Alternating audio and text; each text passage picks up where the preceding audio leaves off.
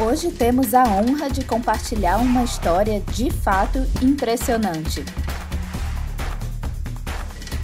De como um garoto comum saiu das águas do Rio de Janeiro para se tornar um herói de impacto mundial. Luiz Manuel Pinho, nosso querido guardião dos mares. Bem-vindos a bordo! Eu sou a Marina, esse é o Michel e nós moramos no mar. Estamos transformando um veleiro abandonado em um portal para novas aventuras. Quer embarcar na nossa casinha flutuante? Vem com a gente! Vem! Essa minha ligação, né, com estar em barcos começou quando eu era um bebê praticamente, né? Em Moçambique, onde eu nasci. Meu pai era velejador, meu irmão era velejador, passeava de barco e tudo, então eu bebê já estava em cima de um barco. Depois eu comecei a velejar em Optimist. Quando eu tinha 6 anos eu ganhei meu próprio barco e pouco tempo depois vim para o Brasil. Aqui no Brasil passei um tempo sem poder estar na água, condições econômicas, coisas assim. E quando eu tinha uns 12 anos eu entrei para os escoteiros do mar, no Clube Guanabara, aqui pertinho. E aí pude voltar a andar de barco, né? Porque eu não tinha mais o meu barco. Comecei a andar nesse calhério de escoteiro, com remo, com vela, com tudo. E continuei com essa ligação com o mar. E quando eu tinha uns 20 anos, minha família comprou um veleiro de fibra de 3 pés, cabinado. Foi a primeira vez que a família teve um veleiro cabinado. Eu dormi a primeira vez ancorado numa baía, aquilo mudou minha vida, né? Até ali eu era destinado a ser aquele engenheiro, eu era o primeiro da turma, o mais certinho de todos, mas ali deu uma guinada bem grande, né? Depois virou pirata, Isso aí foi em 1989, a gente está agora em 2021. E estou querendo fazer a mesma coisa. Não mudei muito não. Sendo engenheiro, obviamente, né? Tenho essa aptidão por coisas matemáticas, técnicas, desenho, tudo. E entrei num curso internacional de desenhos de yacht design, né? E não me arrependo, porque eu trouxe, como o botinho que está ali, né? De alumínio, eu queria juntar as duas coisas. Para quem não lembra, nós já conversamos com Luiz Manuel alguns episódios atrás. Ele é o projetista da BIG. Ele quem fez o Little Nomad, o Kiribati 36, entre outros projetos, junto com Luiz Gouveia e o Cabinho, um dos maiores renomados projetistas de barcos aqui do Brasil. Porém, o que vamos compartilhar com vocês hoje é uma experiência marítima para poucos e provavelmente uma das mais impressionantes que você já viu. Em 1992, quando teve aquela conferência no meio ambiente aqui no Rio de Janeiro, a Eco 92, uma coisa assim, tinha um navio do Greenpeace aqui, o Rainbow Warrior, e eu fui fazer uma coisa lá no navio, no radar. Não era minha função ir para consertar radar, mas o técnico tinha medo de altura, e eu já tinha barco, subi em mastro e tudo, e falei, deixa que eu vou. Então eu subi na cadeira lá para trocar uma peça no radar. E eu tinha muita vontade, eu via, acho que todo mundo sempre, quando vê essas coisas, sonha, se gosta do mar e tem um interesse pela natureza. Quando você entra naquele ambiente, vê aquela gente toda, né, trabalhando com isso. Cheguei a fazer a aplicação, como eu conhecia a tripulação, eles me convidavam para ir pro bar, todo mundo junto. E eu peguei a aplicação para tripulante e deixei na mão do capitão, achei que isso ia me dar alguma vantagem, mas eles não me chamaram. Mandaram uma carta dizendo que não precisavam de mim naquela hora. E eu saí do Rio em 97 com o primeiro barco e fui até a Austrália. Eu estava imigrando para a Austrália, então essa viagem foi uma viagem super interessante. Fui para Nova Caledônia, fiquei um tempão lá. Fui para Vanuatu, fiquei o máximo tempo que eles deixavam ficar. Aí subi para Kiribati. Também o máximo, é daí que veio o nome do projeto, que um barco que eu viria a coprojetar, né, com o Luiz Gouveia. Um barco que eu resolvi fazer para substituir o que eu vendi na Austrália. E ele tinha um monte de ideias que foram surgindo ao longo dessa primeira viagem, que no final das contas foi bem grandinha, né? Foram 10 anos, né? E um fato curioso é que depois que eu fiz o projeto e estava no website da BIG, algum oficial em Kiribati queria havia uma campanha de selos da atividade marítima E alguém lá no governo viu, deve ter dado uma busca Kiribati e encontrou o desenho do Kiribati 36. Aí eu recebi um contato da agência que fazia, oficial que fazia os selos para Kiribati, perguntando se podia usar a imagem, né, do projeto. E eu falei que sim, podia usar. Então no final existe um selo mesmo da República de Kiribati, que é o desenho que era o meu barco. Naquela época só existia aquele barco ainda, e ia ser bem interessante, né? Imagina um barco que você mesmo construiu se tornando oficialmente reconhecido pelas autoridades do lugar que te inspirou. Incrível, né? Mas segura que é agora que essa história começa a esquentar. E o que te levou a se juntar ao projeto Sea Shepherd? Foi uma coisa parecida com o que a gente está fazendo aqui, a conversa de cockpit, né? Eu conheci em Vanuatu, naquela viagem que eu contei antes. Chegou um barco que tinha um canadense com a namorada brasileira, e eles eram tripulantes do Sea Shepherd. E ficamos amigos. Isso nem era um assunto entre nós na época. Ficamos amigos.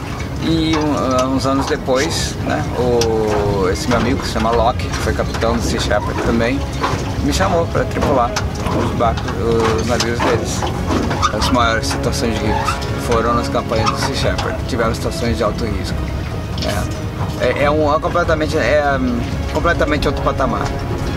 Então, o Sea Shepherd, na organização ambiental dedicada à preservação da vida marinha, que foi fundada por uma pessoa chamada Paul Watson, que, se vocês derem uma busca aí, é uma das principais figuras do movimento ambientalista, e foi um dos fundadores do Greenpeace original.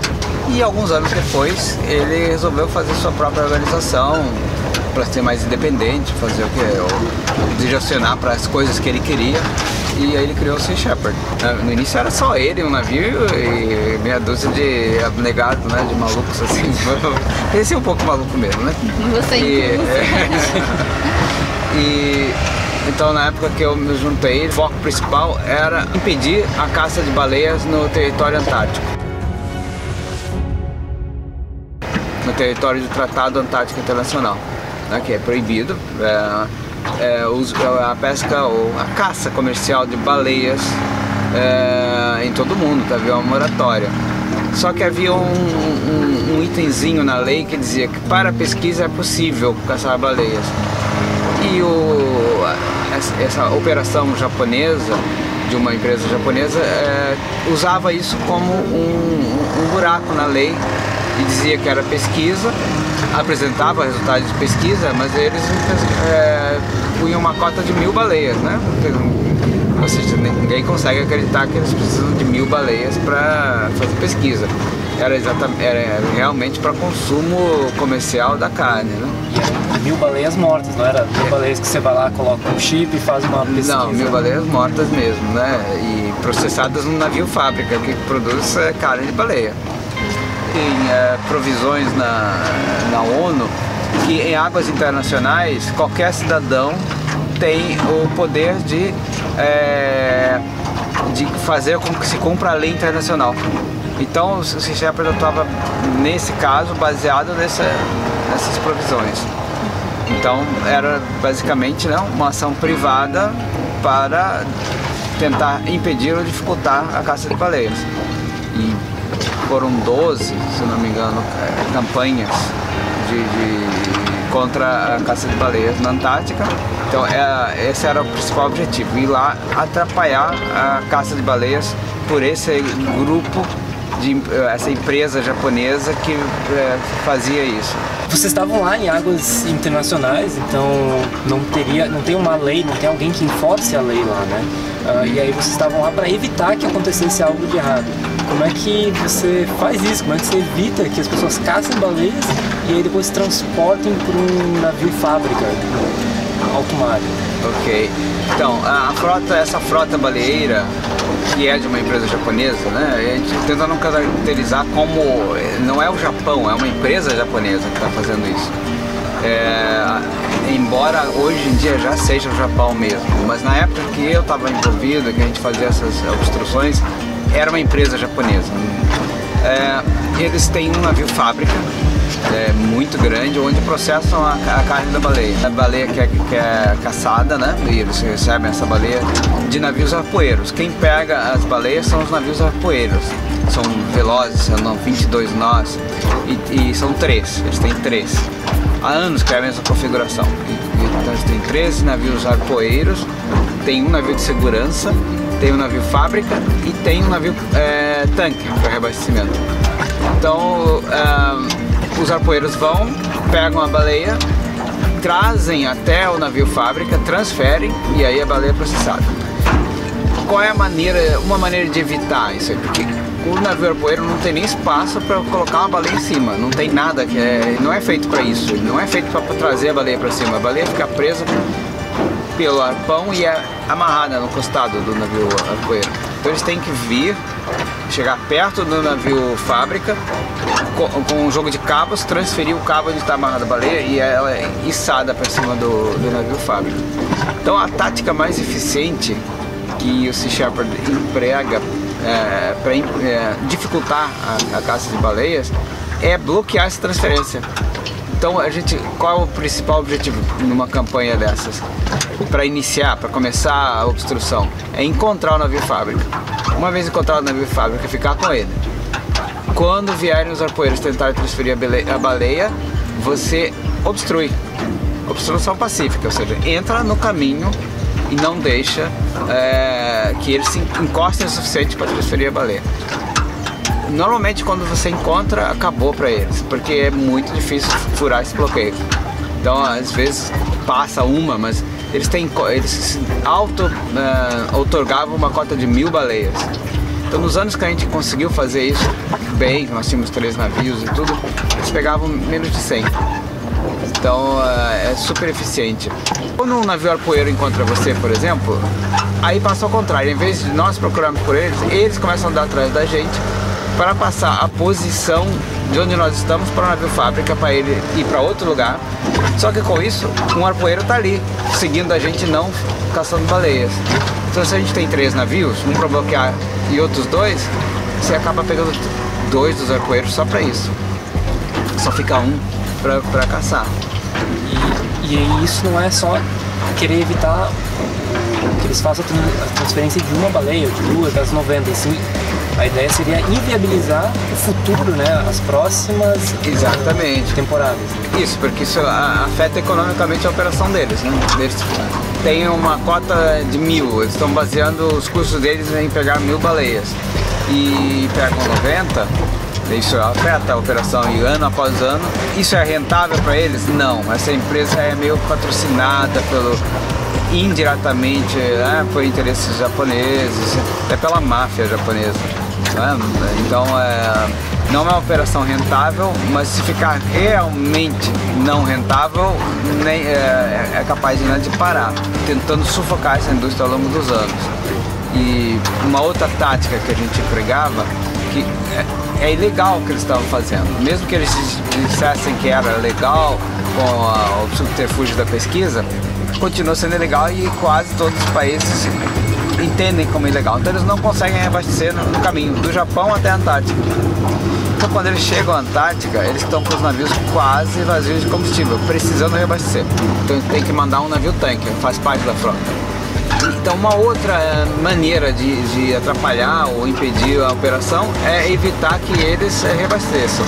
Então se a gente consegue encontrar o navio tanque deles e fizer um bloqueio a esse navio tanque, também indiretamente vai impedir com que eles operem. E vocês sempre encaravam isso como uma atividade pacífica, né? Mas nem sempre isso acabava sendo assim. Acabava sendo que vocês faziam uma aproximação da forma mais correta possível, só que eles acabavam fazendo de tudo para conseguir efetuar essa transação. Nossa operação é obstrução pacífica. O que acontece? Se eles resolvem não respeitar a obstrução e a gente continua no nosso curso, acaba ocorrendo às vezes colisões, né?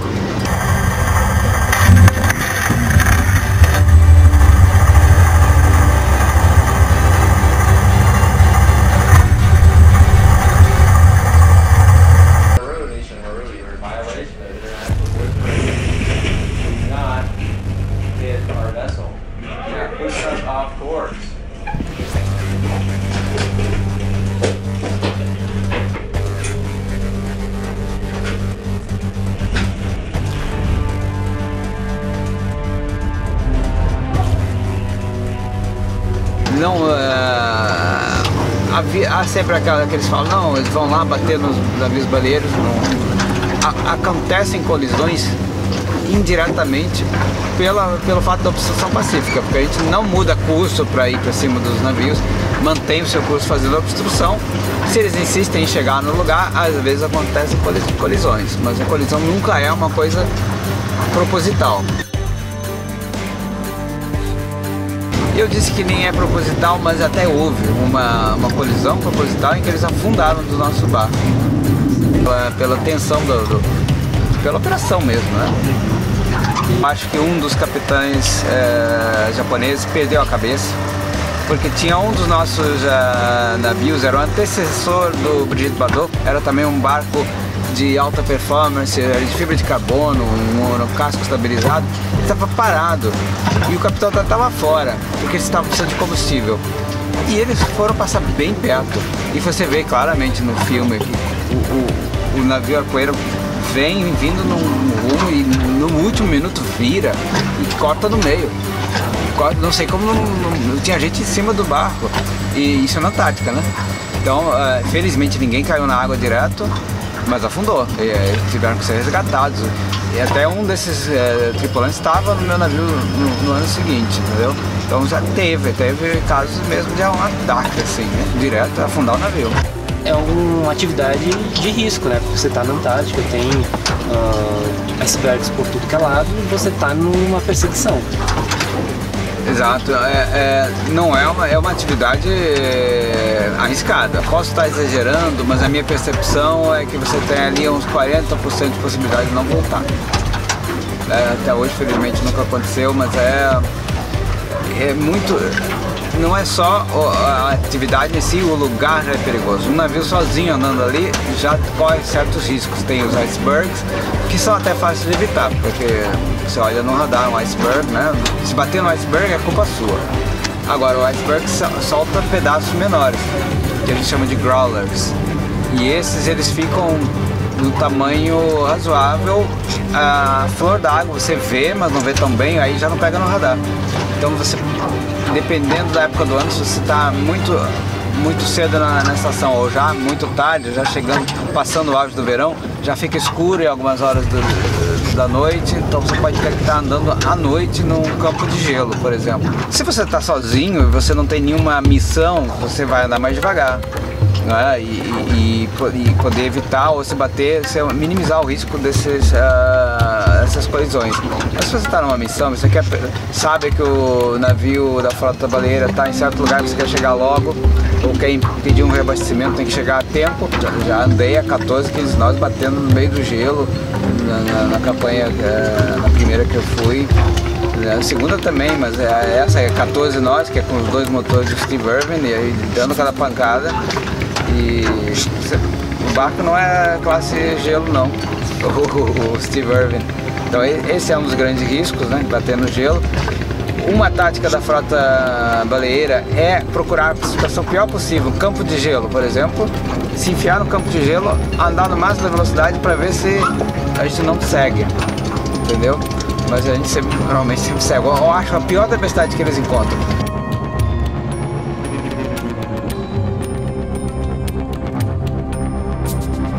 Assim, a tempestade é do tamanho do Oceano Índico, tá lá, vermelho no centro, quando você vê aqueles grape fires, eles vão direto para ali, para ver se conseguem, com que a gente não siga. Tá gostando? Que tal entrar para nossa tripulação e contribuir para que possamos continuar produzindo vídeos como esse? Eu entrei como segundo oficial e depois o primeiro oficial foi embora, eu passei para primeiro oficial e entrou um outro para o segundo. Foi no Steve Irwin, que era na capitânia deles, né? E no fim dessa campanha na Antártica, que eu não era o capitão, mas era um dos oficiais, estavam todos os capitães cansados, né? Todo mundo cansado, e você fica 6 meses, 4, 5 meses no mar. E só que eles me ofereceram o comando de um dos barcos, o Brigitte Bardot, que precisava ir para a França, estava no Tahiti. A última coisa que eu queria era andar de barco naquela hora, né? Mas eu falei, bom, uma chance dessas não vem 2 vezes, né? E eu resolvi pegar. Então eu levei esse barco desde o Tahiti até a França, no Mediterrâneo. saindo, né, do Pacífico, vindo contra os ventos, passando o canal do Panamá. E esse era de alta velocidade, mas ele precisava de alguém que tivesse sensibilidade. Um navio grande, com combustível quase infindável, você simplesmente põe o rumo, põe a velocidade que quer e vai, porque você sabe que tem combustível para chegar. Um barco como o Brigitte Bardot não tem autonomia muito grande e o consumo dele varia muito com a velocidade. Então você passa, como capitalismo, o que você mais faz é conta, olhar consumo por hora, qual velocidade você está fazendo, quantas milhas você tem que fazer, quanto ainda tem de combustível. Se você errar ali, vou dizer, fim de carreira, entendeu? O que interessa é mar calmo e não ter vento contra. E a melhor maneira de garantir isso é porque até o vento a favor torna o mar agitado. Com o mar agitado, mesmo de popa de lado, o barco perde eficiência. Então o que a gente quer mesmo é não ter vento num barco a motor, né? Se puder. Então eu fazia o planejamento exatamente ao contrário do veleiro, onde que não tem vento nenhum. A maior parte do nosso oxigênio vem do mar, mais especificamente das algas, que recebem nutrientes liberados pelas baleias. Essa cadeia mostra que o impacto do projeto vai além do fato de não matar baleias. É um ecossistema completo e que nos afeta diretamente. Isso, o Paul sempre fala nas entrevistas dele, if the oceans die, we die. E se os oceanos morrem, nós morremos. Normalmente, né, essas campanhas do Sea Shepherd, elas atraem muita atenção. E também uma forma que a gente consegue funding, né, consegue ser suportado é através da venda de direitos de imagem, de histórias. Então, normalmente no navio sempre tem uma equipe de produção, de filmagem completa, de Hollywood mesmo, eles vêm de Hollywood, eles montam um estúdio no navio, com a captação de som, mesa de som, tudo. Você chega na ponte de comando, se você é um dos oficiais, né, que pode fazer parte de alguma ação importante, eles colocam um microfone por dentro da sua blusa, assim, ninguém está vendo, você tem um transmissor no bolso e chega na ponte de comando, você é equipado e você passa na frente das câmeras meses, né? Então eles coletam imagens durante as campanhas. E há alguns anos foram usadas, durante 6, 7 anos, a série de maior audiência do Animal Planet, se chamava Whale Wars, e era sobre essas campanhas. E também com as mesmas imagens, né? Às vezes os direitos são do Sea Shepherd de vender essas imagens e há mais cineastas, mais pessoas fazem produções. Em 2019 foi terminada uma produção que o título dele é Defend, Protect, Conserve, que é um dos lemas do Sea Shepherd, é um dos logos, né, do Sea Shepherd. Foi feito na Austrália por um cineasta chamado Stephen Amis. Ficou pronto pouco antes da pandemia. Já tinha sido lançado na Austrália, correu nos cinemas lá, mas não chegou a correr nos cinemas ainda em outros lugares do mundo, porque quando ia acontecer, iniciou a pandemia. E eu, por um contato direto com o produtor e diretor, né, eu consegui uma cópia para eu ver, para mostrar amigos e tudo, e até convidei vocês para verem, né.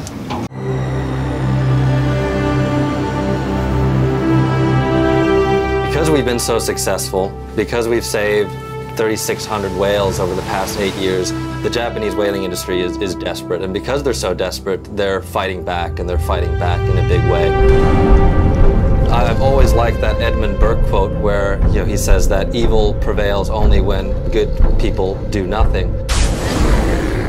And I've always liked that quote because it's true. I can't think of a better example of where the line between good and evil is so clear as what we're about to go do. Where on the one hand you have volunteers from 27 different countries who are going through great personal risk to stop what is on the other hand an aging, decrepit, morally bankrupt industry that is trying to kill over 1,000 whales that are endangered, they're protected.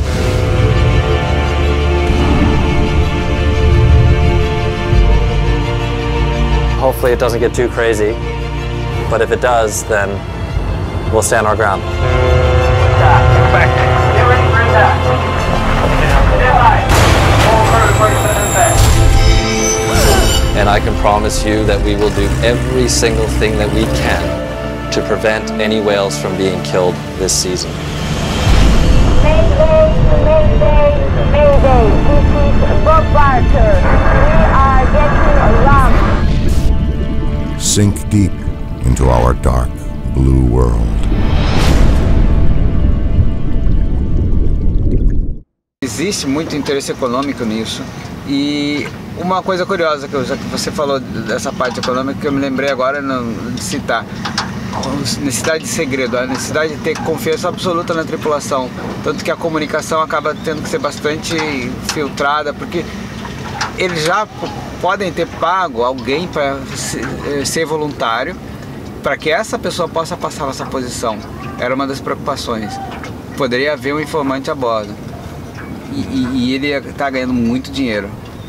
Então tem dinheiro suficiente envolvido nisso para causar até um tipo de traição, né? De infiltração. Eu fiz várias palestras, até aqui no Salão Náutico do Rio e em outros locais, até na Suécia, assim, por vários lugares. Eu tenho muito material fotográfico, né, dessas viagens. Uma coisa que eu sinto bastante prazer de dividir essa jornada, todas essas coisas que eu vi, que eu tive experiências, né? Eu acho que eu sinto prazer em fazer, e eu acho que pode ser muito interessante para as pessoas. Então eu também dou, né, tenho material para dar palestras e tudo. Sempre tive atividades, não só a parte de projeto, mas quando eu viajei, quando eu estive na Austrália, eu fiz muito trabalho técnico em barcos, sugerir, dar aulas de navegação. E isso agora, né, voltei a fazer isso depois das campanhas do Sea Shepherd, e estou fazendo os trabalhos de projeto, e isso acabou me deixando bastante conhecido no meio, né? Então, pessoas que querem entrar nesse mundo, às vezes não tem absolutamente nenhuma noção de para que lado ir, e, por exemplo, comprando barcos, né? Às vezes a pessoa não sabe qual é o barco. Até tem dinheiro para comprar um barco enorme, mas não sabe bem exatamente o que ela precisa, porque é muito dependente do que a pessoa quer fazer. Então eu tenho feito bastante esse tipo de aconselhamento, né, para quem quer comprar barcos. Isso é uma parte bem que eu gosto de fazer, inclusive, né, juntar o barco certo com a pessoa certa. Facilitar o caminho das pessoas que estão entrando nisso, às vezes evitar que eles cometam um erro, né, que pode sair caro em custo materialmente, ou até em risco que eles vão correr, que não precisavam ter corrido, e ao mesmo tempo também desmistificar as coisas, né? Às vezes as pessoas precisam ter tudo do último, e todos os tipos de botes e balsas e coisas, e que é tudo muito controlado. A pessoa,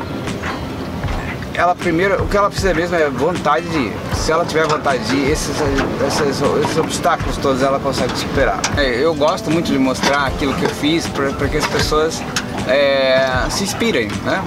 Como um livro, uma coisa assim, inspira, como eu fui inspirado por livros e relatos, ter essas figuras icônicas, falar dessas coisas. E se eu puder um dia, nem que num ponto pequenininho, ter um papel semelhante na vida de alguém, né? Eu acho isso aí fantástico, porque há figuras que me deram mais força, né? E isso aí eu acho super importante.